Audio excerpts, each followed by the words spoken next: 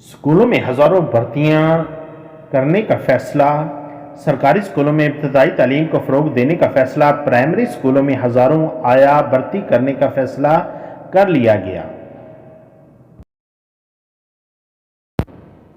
تفصیلات کے مطابق پنجاب کے 1500 اسکولوں میں ابتدائی تعلیم کے کلاس رومز بنائے جائیں گے۔ ان پرائمری اسکولوں میں 1500 آیا بھرتی کرنے کا فیصلہ کیا گیا ہے۔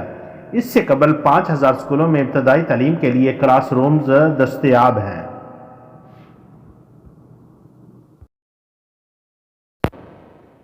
یونیسیف کی امداد سے ابتدائی تعلیم کے کلاسز بنائے جائیں گے۔ متعلقہ ایجوکیشن اتھارٹیز کو ابتدائی تعلیم کے کلاس رومز کے لیے آیا بھرتی کرنے کی ہدایات کی گئی ہیں۔